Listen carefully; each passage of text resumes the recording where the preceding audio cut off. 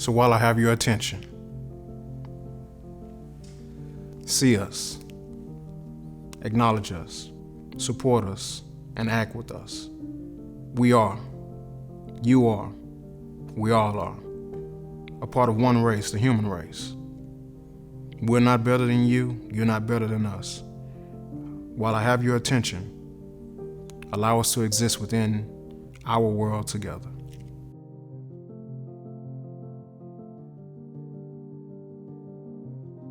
My name is Nakia Douglas. I'm the Executive Director of TRIO and Pre-Collegiate Programs at the University of North Texas at Dallas. I'm also a native son of Dallas, specifically from South Dallas. When you think back to our childhood, there were good experiences. You had the pals. I was a neighborhood kid, so I was everywhere from Morelands Y to the boys' club. You name it, I was probably part of the program. We knew to respect the police, but the toughest lessons growing up was my mom teaching me how to interact with the police.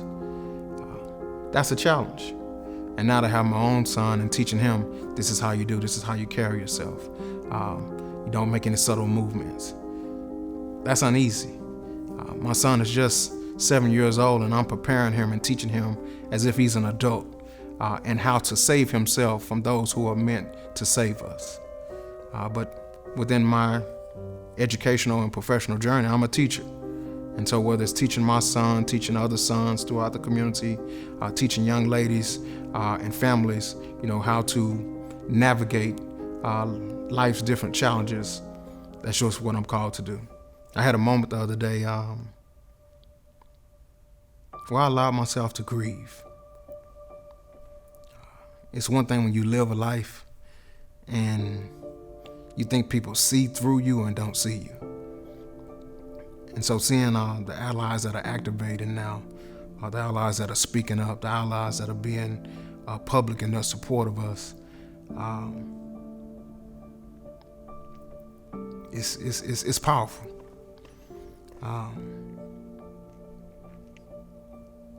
When you're hunted, when you're becoming extinct, when you're not valued,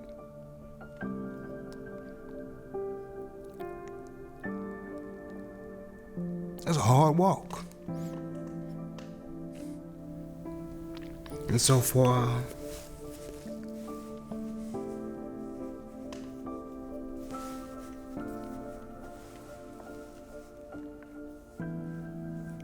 people to see you and walk with you and be a part of this journey with you and recognize you as a human being, it's uplifting. But the same way we didn't expect to see an African American president in the White House, honestly, I didn't expect to see persons outside of our race to acknowledge our struggle, to acknowledge our journey.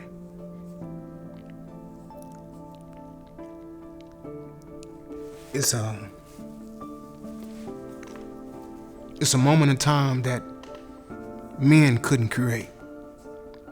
It's a moment in time that women couldn't create, only God could create. He silenced our world, he silenced us so that we could go through a healing. And it's kind of like going to the doctor's office. Most of us don't like to go to the doctor's office because it's gonna make us look inside ourselves to find out what's wrong. What food have I been eating bad? I know I'm not sleeping good. I know I'm not exercising. I don't really want to hear this from this doctor. And Mother Nature being our doctor, she's called us into the office. And she's making us look at all the ailments that are causing us to fester this disease inside of us, which is racism. This moment is different. There was a calm upon the world in regards to an anxious calm upon the world in regards to COVID-19. And so when the story hit for George Floyd and the many others, people had to begin to acknowledge, yes, this did happen. Now we're at a point where people are starting to understand that they have to support, be it intentional public support or personalized support for their brothers and sisters within our African American community, specifically Black men. We have a group of young people that have done everything we taught them. They tried the peaceful protests. They saw how Colin Kaepernick was blackballed within the NFL for something that we've been crying about for years.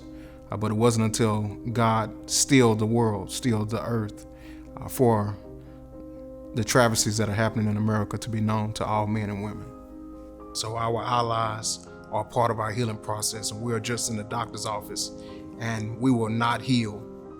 We will not come out of this vicious disease until we follow the doctor's orders to acknowledge the problem that we have, to create systems of support publicly and interpersonally, and act on making a better society for our future generations.